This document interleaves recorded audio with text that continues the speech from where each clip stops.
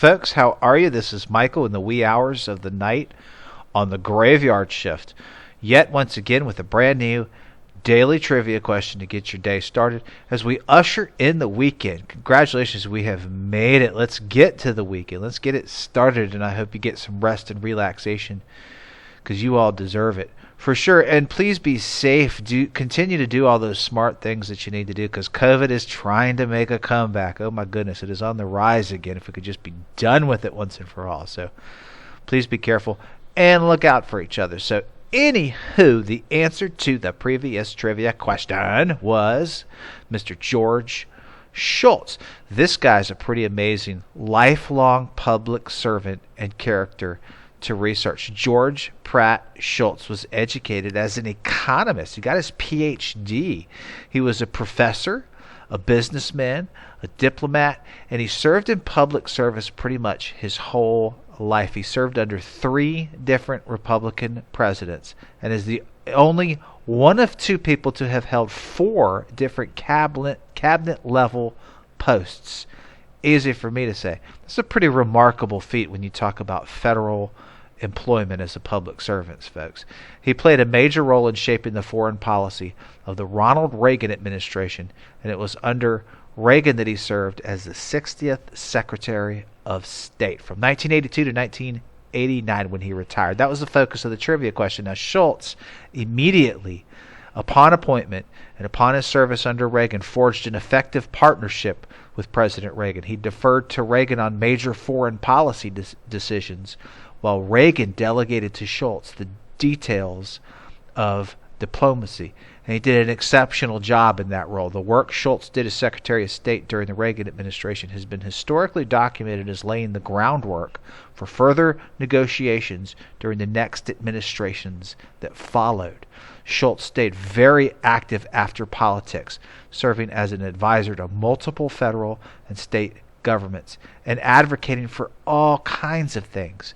And it was during this time in 2011 where he would join a startup company called Theranos. You may have heard of them, a health technology company that became, on a subsequent basis, notorious for its false claims to have devised revolutionary blood tests. Shultz would recruit for Theranos other major political figures, including Harry Kissinger, William Perry, Sam Nunn. He was kind of an influencer in this regard. Shultz also promoted Theranos founder Elizabeth Holmes everywhere he would go. Shultz's endorsements in particular helped Holmes raise mad money for Theranos. It was Shultz's grandson, Tyler, who would be one of the chief whistleblowers that would eventually bring down Theranos and reveal the company's fraudulent activities. So while at odds with his grandson over this involvement, when all was said and done, Shultz would eventually make amends with him after it became obvious that Theranos was going to be shut down. There is a documentary, a very good documentary on Hulu, starring Sam Waterston, exceptional actor of Law and Order fame, a movie called The Killing Fields. Sam Waterston plays George Shultz in this role. Check it out if you get a chance to. So going back to Shultz, a couple of cool geek factoids. He continued to have many affiliations with institutions and universities up until well into his 90s. He was highly respected in many areas of public service indeed, and for his knowledge of the economy and so forth. Only on his grandson Tyler, I thought this really respectable and big of this guy. When speaking of his grandson Tyler, as he neared his death, he said, quote, when Tyler felt personally threatened and believed that I had placed allegiance to the company over allegiance to higher values and our family, Tyler navigated a very complex situation in ways that made me proud. That's making amends and coming full circle with your family is what that is, folks. President Biden, upon his death, said he was a gentleman of honor and ideas, and I regret that as president I will not be able to benefit from his wisdom as have so many of my predecessors. That's George Shultz, the 60th Secretary of State. Great character to research and learn about.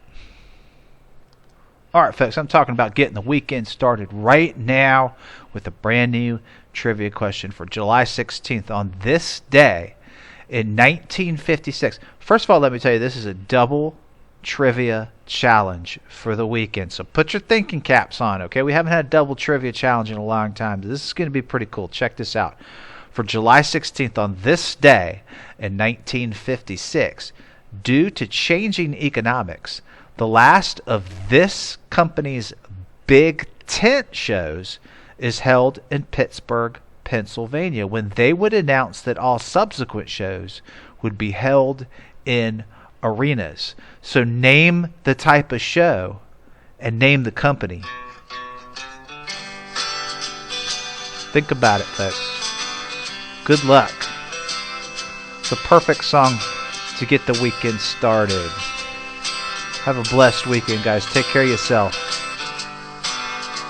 Thanks for all that you do.